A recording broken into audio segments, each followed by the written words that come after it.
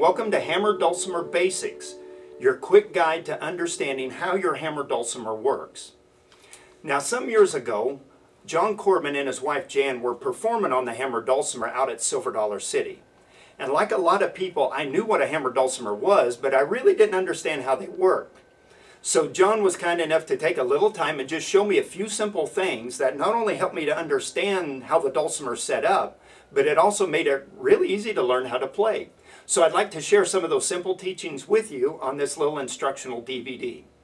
So pull up your dulcimer, grab your hammers, and let's get started.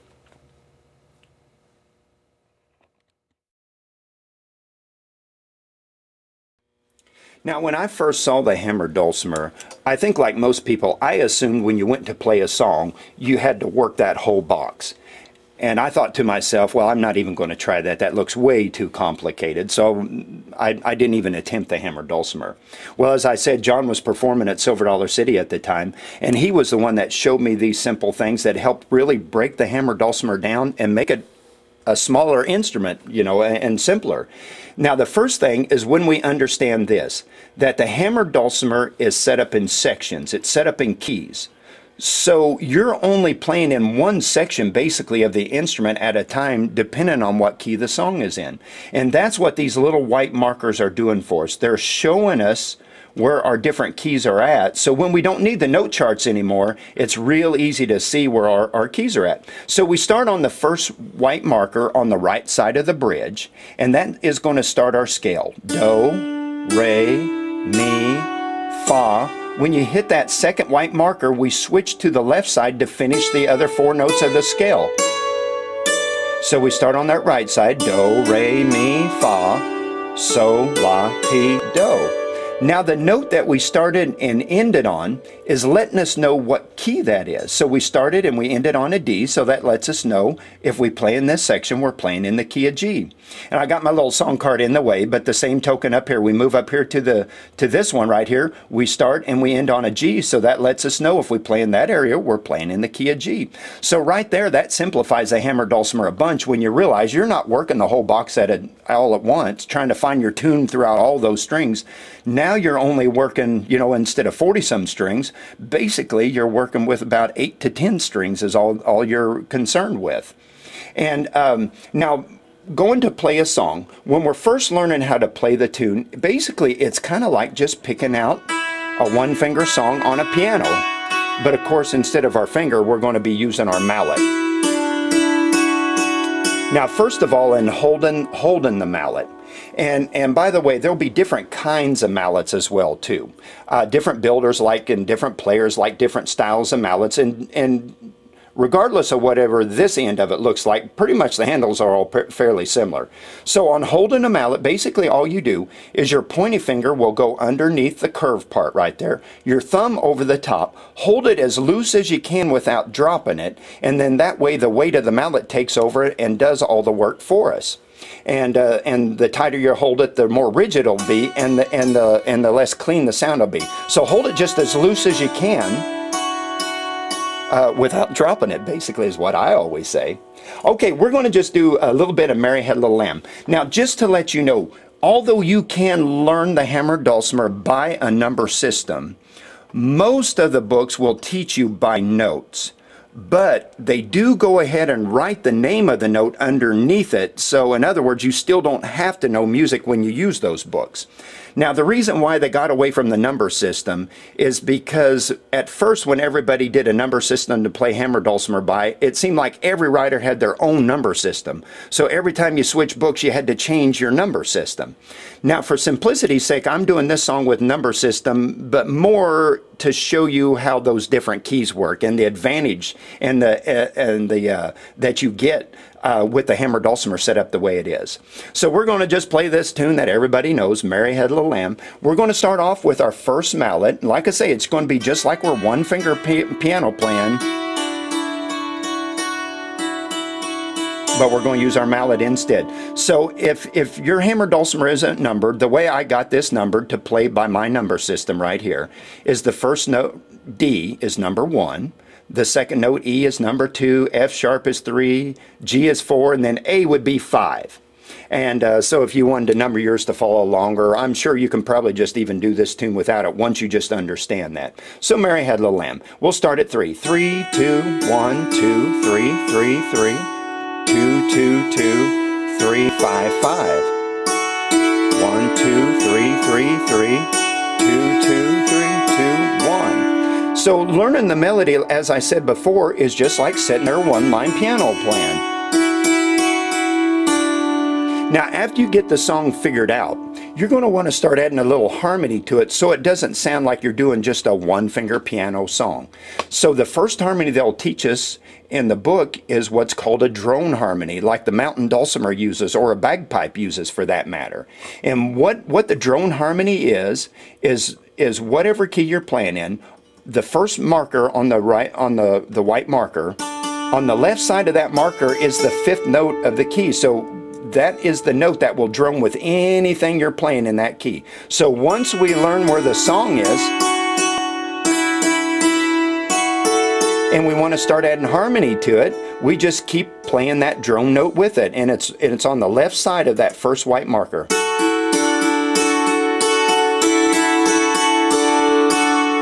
And as you see, it'll add harmony and sound good to whatever you're playing. But if you're like me and didn't have a lot of rhythm with it, or coordination, whatever you want to call it, with my left hand, you're not required to do a whole lot with that left hand yet. And matter of fact, right at first, since I had no rhythm at all in the left hand, instead of trying to do any kind of alternating pattern, basically I just played it at the same time.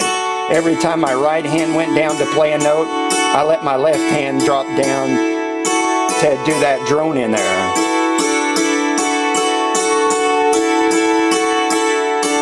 And then once you get more used to using that left hand, you know, you can start doing alternating rhythms and what have you, just to where it feels good and sounds good to you.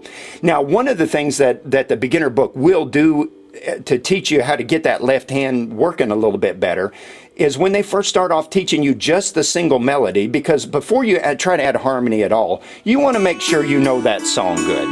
You know, that way you're not trying to do too much at once. So you want to know the song well. So even though you could learn that melody with just the one mallet, what they have you do, the exercise in the beginning of the beginner book, is they have you alternate left and right-handed. So you're not only learning where your song is, but you're also getting used to using that left hand. So when it is time to add the harmony in there, you know, it's a little more natural feeling for you to progress to that. Now, let's get back to talking about the keys. With those little white markers. Now, here's the neat thing about the way they set up the hammer dulcimer. Because you may be thinking at this point, well, why did they put 4 of the notes on one side and 4 on the other? Well, there's 2 reasons for it. One of the reasons is it allows you to get more keys without just making the box huge, because you get half the notes here and half the notes there. So if we put just all the notes on one side, we might only be able to get 1 or 2 keys out of it instead of 3 keys like we are right here. The other thing it does is it makes it super easy to play the same tune in a different key without even having to know anything about music theory or transposing music. And that's the reason why I just wanted to use this number system for this song, just to show you the patterns. Okay, Mary Had a Little Lamb. When we played it, technically we was playing it in the key of D, and it started on the 3rd string of our scale, 1, 2, 3. And that's where we learned how to play the song, was technically in the key of D. But now we're going to go play with somebody. And they go, well, we don't sing that in the key of D, we sing it in C. And you have to think, oh, how do I play in C? Because I learned it in D. You don't even have to worry about it. Just move up to the C area. And if the song started on the 3rd string when you down here, it'll start on the 3rd string from the first white marker up here. And once again, the drone is to the left side of that. So now we can quickly play in the key of D, or key of C, I'm sorry, without even having to know what notes belong in the key of C. They want to sing the same song in the key of G. We move down to our G area. There's our first white marker, 1, 2, 3. So that's the neat thing about the way they set it up because it not only allows you to get more keys in this small compact size, but it also allows you to play in a whole new key than you learned the song in without even having to stop and think about what notes belong in that key, or to even have to know what notes belong in that key. Now, if we was playing by ourselves, I mean, technically, we wouldn't even need all these strings. We could more or less play most everything just in this one little area right here and get any tune we wanted out of this one little area right there. And but the reason why the other strings are there is so when we play with other people, we can play more than just the key of D. Now, another little helpful hint. You have two different bridges on your hammer dulcimer. You have what's called the treble bridge, and you have the bass bridge.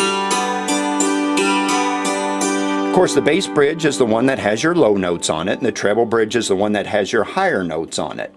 Now, if you notice, the strings, like from the bass bridge, they run underneath. So when you're over here playing the higher notes, there is no way that you can accidentally hit those low notes to get a sour note. And vice versa, the high notes are running underneath, so when you're over here playing the lower notes, there's no way you can accidentally hit the wrong string.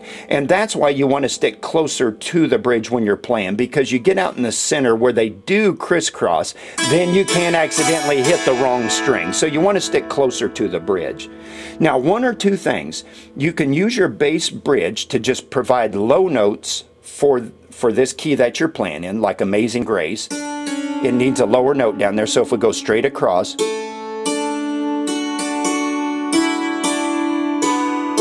that'll provide the low notes for this key. Or you can actually use your bass bridge as a whole nother set of keys if you wanted to. Because if you start on that white marker, we got our do, re, mi, fa. Now, since your bass bridge only has one side of it, they've set it up to where the right side of this scale will finish it off. So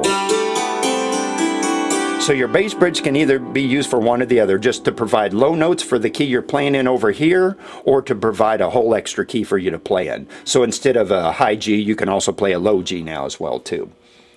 And so basically that's the idea. Oh, one other thing I wanted to point out as well too. Talking about the string height. At first, even though when you're looking at it, you know, and paying attention, you can see that these ones are running underneath and these are up higher. But right at first, you might have trouble getting your depth perception. So this is another thing John told me as well too, that instead of trying to look at the string right at first, so if you're having trouble seeing the correct string, instead look over here at your bridge. And it makes it a little bit easier to see the string you're actually wanting to play when you're looking at the bridge instead of out here in the string where the strings do crisscross. That'll make it a little bit easier to so you can see which note you're actually aiming for. Now, it won't take very long. You will get your depth perception down to where that won't be a problem. But right at first, that is a little helpful hint. You know, aim at the bridge with your eyes instead of on the string itself, and it'll help you see them just a little bit better. Well, that's basically all the basics of the hammer dulcimers for learning to play. Now, if you want to pause the DVD at this point and do those things a few times in repetition, get used to them, then we're going to come back and I'm going to show you how to add just even a little extra harmony to it than what we've been doing.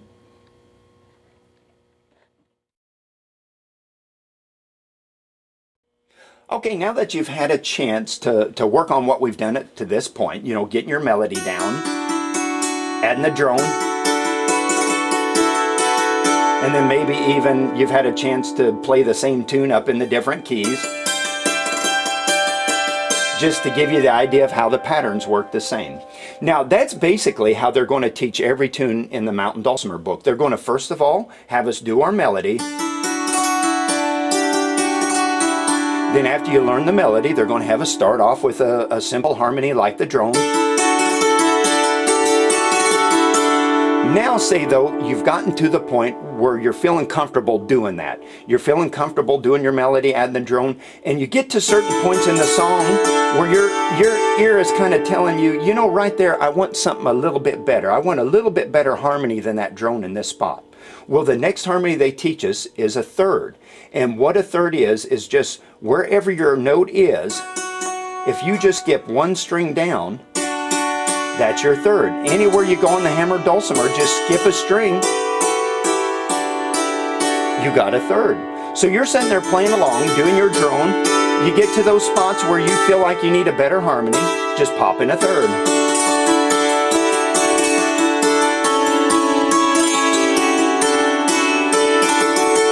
And wherever you go, that just skipping a string will give you a third. And that's basically the progression you do for every song.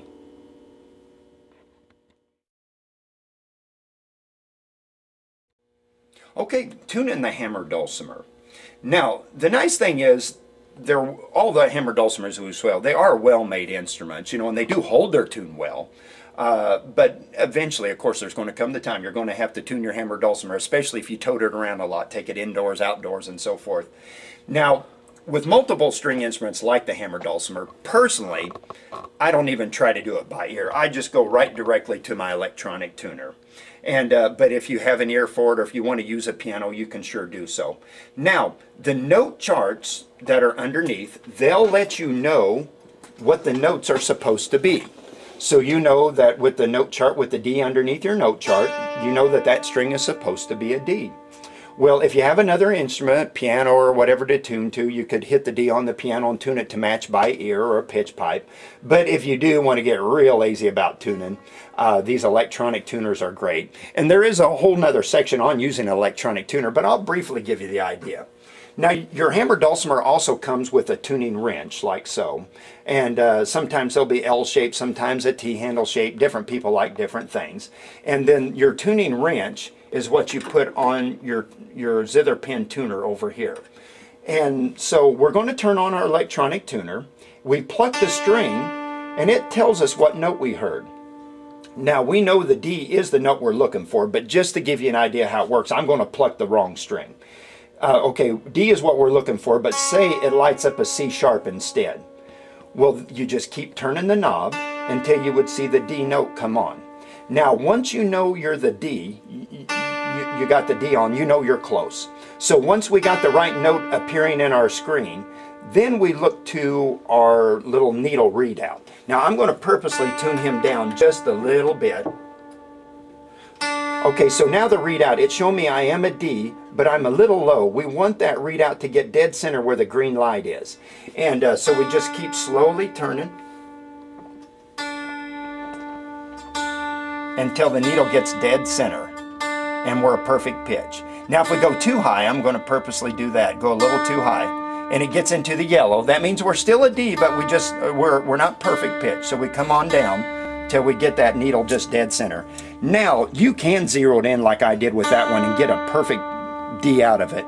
But if that needle is even just close, you know, like if it's just one notch to the left or one notch to the right, that's going to be close enough your ear won't know the difference. So electronic tuners definitely do take all the guesswork out of tuning. Now, one more thing I wanted to talk about, and that was the different sizes of hammer dulcimers. As we said before, the hammer dulcimers are set up in keys. And that's the reason why what we call 12-11 hammer dulcimers or 13-12s are the most common size, because they're a good range of keys, but yet they're still nice, small, and portable. Now, then you'll see numbers like 16, 15, like on this Dusty Strings down below me. Now, what we do on a 16-15 is we take a 12-11, and and it's got all the keys up here that a 12-11 has. Well, then they go ahead and they add 2 more keys in. And one of the keys happens to be the key of A down here. So if you do play in the key of A a lot, well, it makes it kind of handy that the key of A is built in to play easily just like the other keys. Now, we can still play the key of A, for example, on a 12-11 hammer dulcimer. It's just not blocked out in that handy little format. So when we want to play the key of A over here, instead of 1, 2, 3, 4, 1, 2, 3, 4, the notes would go 1, 2, then we'd go 4, and then 2 more. So we can still play songs in the key of A. They're just, you'd have to just think about it a little harder. So that's where the 16-15 comes in. It blocks in 2 more keys. You got the key of A and an extra low D. And so if you use those 2 keys a lot, well, then it makes it handy. And or some people, even though they may not use the key of A lot, they just like the tone you get from the bigger box, you know. But that's the difference between a 1615 and a 1211 model, a standard 1211 model. Like I say, you can still play anything you want on either one. It just gives you a few more keys that you can play in. And oh, and then we have, John was pointing out the chromatic to me over here. Now what the chromatic does, you have your regular 1615 like that dusty strings, but then it even adds some extra sharps and flats. Like, for example, there are some sharp and flats that you have in the higher register, but not the lower register. And some in the lower register you don't have in the higher register as well. So by adding those extra sharps and flats, basically, you can pretty much play any song in any key in any octave range that you want to play it in. And so that's the advantage with the full chromatic. And where that comes in really handy is if you do play with a group or an orchestra and you need to play the music exactly the way it's written, the full chromatic version is going to allow you to do that more often that way too. Well, basically, that's what there is to understanding the basics of learning how to play the hammer dulcimer. Hope you have a lot of fun with it. And as always, if you have any further questions, feel free to call us at our shop, 417-334-1395, our shop in Branson. Or you can visit us on our website, www.cedarcreekdulcimers.com, or you can email us at info@cedarcreekdulcimers.com. Have lots of fun.